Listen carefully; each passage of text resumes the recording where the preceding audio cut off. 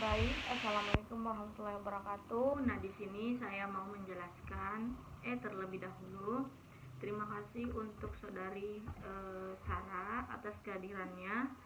Dan di sini saya mau menjelaskan tentang rencana pelaksanaan pembelajaran, yaitu menganalisis isi debat berkaitan dengan bidang pekerjaan atau mengembangkan permasalahan atau isu dari berbagai sudut pandang yang dilengkapi argumen dalam perdebatan berkaitan dengan bidang pekerjaan.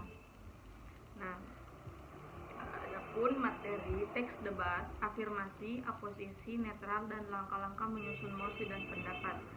Adapun tujuannya melalui proses pembelajaran dengan model discovery learning dan pendekatan saintek.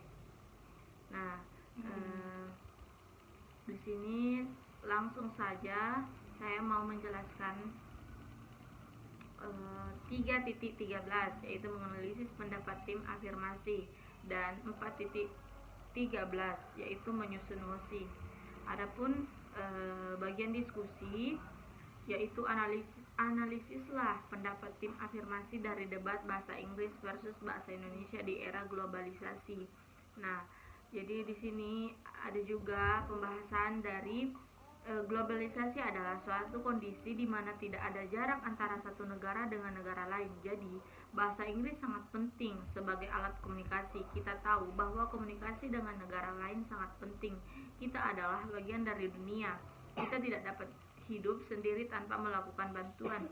Kita membantu orang lain dan orang lain membantu kita. Untuk berkomunikasi dengan negara sekitar, kita membutuhkan alat. Apakah alat tersebut? Tentu saja bahasa.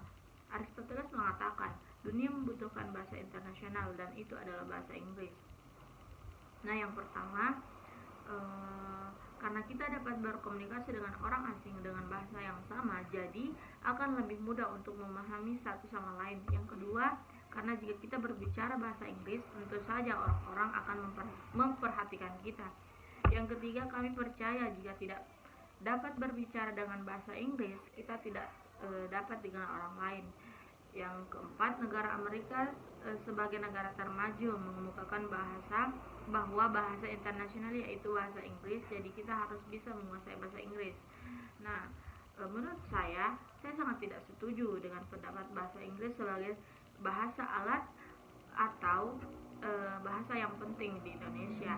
Anda mengatakan negara termaju menggunakan bahasa Inggris dalam berbicara, namun berikut adalah poin yang harus diperhatikan, yaitu segi teknologi, segi perdagangan, dan segi penghasilan alami. Nah, segi teknologi, Anda mengetahui Jepang, Korea adalah negara yang kuat. Mereka bagus di bidang teknologi. Mereka menjadi produsen transportasi, komunikasi, dan lain sebagainya. Nah, yang kedua, segi perdagangan. Cina adalah negara yang sukses di bidang perdagangan. Mereka berdagang di negara mereka sendiri hingga ke negara lain. Nah, yang ketiga itu atau terakhir, segi penghasilan alami. Arab, mereka menggunakan bahasa Arab untuk berkomunikasi. Mereka percaya bahwa dapat menembus pasar internasional dengan menggunakan kemampuan penghasilan sendiri. Nah, jadi itu saja yang dapat saya jelaskan. Mungkin saudari Sarah mau menambahkan atau mau memberi pertanyaan? Ya, silakan. Coba jelaskan poin apa saja yang harus diperhatikan dalam menggunakan bahasa dalam berbicara.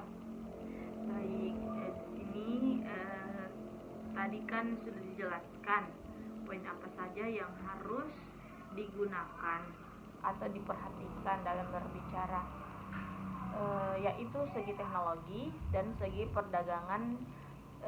Yang ketiga itu segi penghasilan alami.